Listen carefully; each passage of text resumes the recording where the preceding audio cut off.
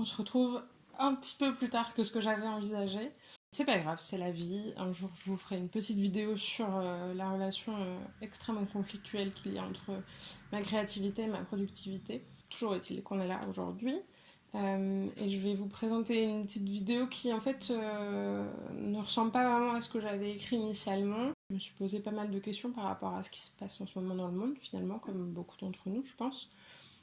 Ce que j'avais prévu à la base m'a semblé assez hors sol.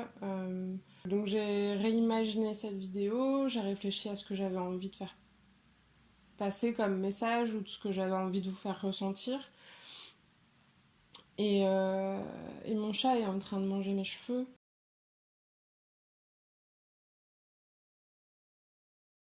Je pense réellement qu'on peut ressentir des émotions qui sont parfois conflictuelles, qu'on peut être heureux pour X ou Y choses dans notre vie personnelle tout en étant horrifié de ce qui se passe en Ukraine et des actes qui sont commis. Si c'est vraiment très important pour nous tous de nous informer, de savoir ce qu'on peut faire à notre échelle, de lever le poing quand il le faut, c'est aussi important de préserver ce qu'on peut de notre santé mentale et de continuer à voir ce qu'il y a de beau dans le monde, de près ou de loin, ce qui fait notre quotidien et l'inattendu et les douceurs de la vie, ce qui fait que le cœur bat, ce qui fait qu'on sourit, ce qui fait qu'on sautille. C'est important de s'accrocher à ces éléments, même si on arrive à un point de la société que je ne comprends absolument plus. Et en fait, je pense que c'est vraiment difficile de malgré tout voir les belles choses. Ce que je me suis dit, c'est que du coup, j'allais partager les miennes dans l'espoir que ça vous permette de mieux voir les vôtres.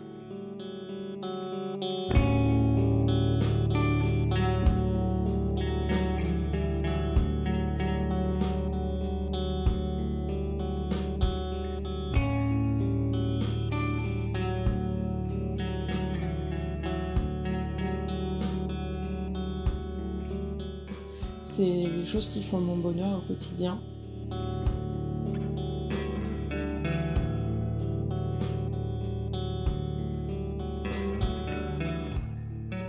C'est câliner mon chat.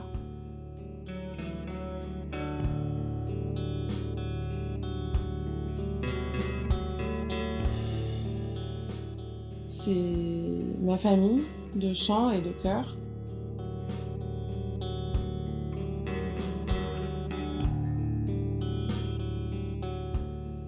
C'est les petits moments un peu anecdotiques mais qui font la douceur de la vie.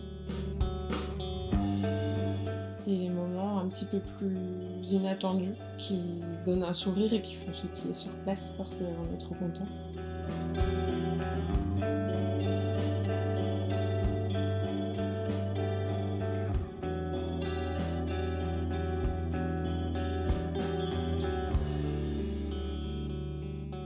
C'est des images de choses que j'ai croisées, qui étaient sur mon chemin et où je me suis dit c'est joli ça, j'ai envie que ça reste dans ma tête.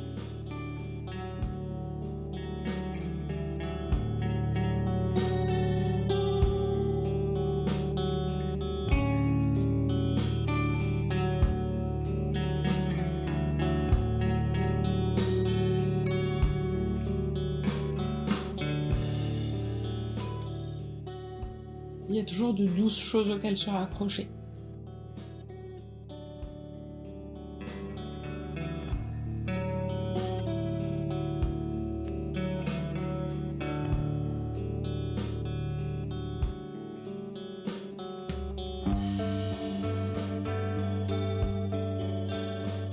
Ça peut être des petites choses, ça peut être des grandes choses, ça dépend un peu de vos vies.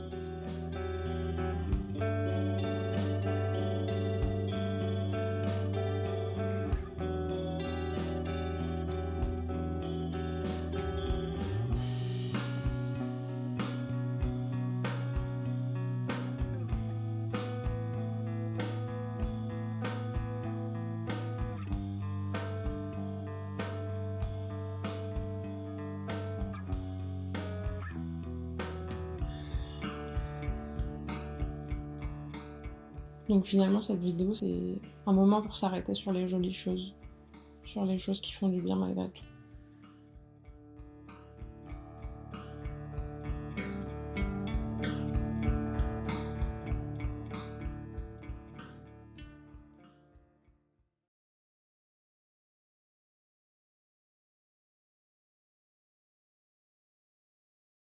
Et si on parlait de dons, ça va être une liste évidemment non exhaustive parce que c'est principalement des choses sur lesquelles je suis tombée au cours de mes recherches ou juste en surfant sur les internets. Au-delà de dons financiers à des associations comme UNICEF, la Croix-Rouge, parfois on est déboussolé parce qu'on ne sait pas quoi faire.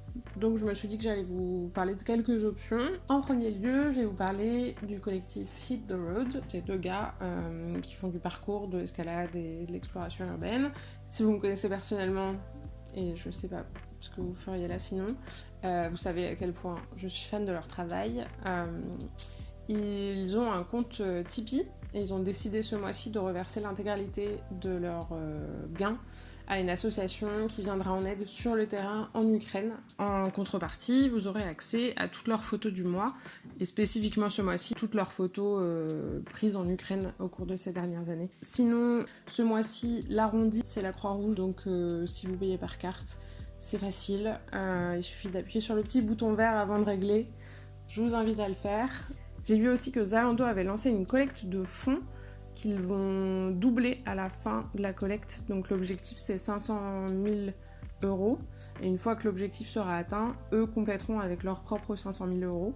Pour les Parisiens, mais j'imagine que c'est le cas aussi dans plein d'autres villes, donc je vous invite à faire vos propres recherches. La Fabrique des Solidarités, qui est liée à la ville de Paris, organise des collectes matérielles et on peut aussi se porter volontaire pour aider à trier, pour accueillir des réfugiés dans les grandes gares et ce genre de choses. C'est quelque chose qu'ils essayent de coordonner. N'hésitez pas à vous abonner à leur compte sur le réseau social de votre choix pour en savoir plus et pour savoir quand est-ce que vous pourriez vous manifester si c'est quelque chose qui vous intéresse. Voilà, je sais que les dons financiers, c'est parfois un petit peu compliqué, soit parce qu'on n'a pas d'argent, soit parce qu'on ne sait pas à qui donner, soit parce qu'on est sollicité de toutes parts. Donc j'espère que ce petit volet vous aidera à faire un choix si vous avez envie d'aider de cette façon. Et je mettrai dans la description un Google Doc avec l'intégralité de ce dont j'ai parlé et qui sera participatif. Donc si vous avez d'autres suggestions, si vous connaissez des associations ou si vous savez de quelle façon on peut participer si on veut aider, n'hésitez pas à compléter. Voilà, c'est tout pour aujourd'hui. Malgré les choses très sérieuses qui se passent dans le monde en ce moment, je vous invite à ne pas oublier de voir les belles choses qui vous entourent. Tu veux dire au revoir? Je peux t'embêter? Ouais.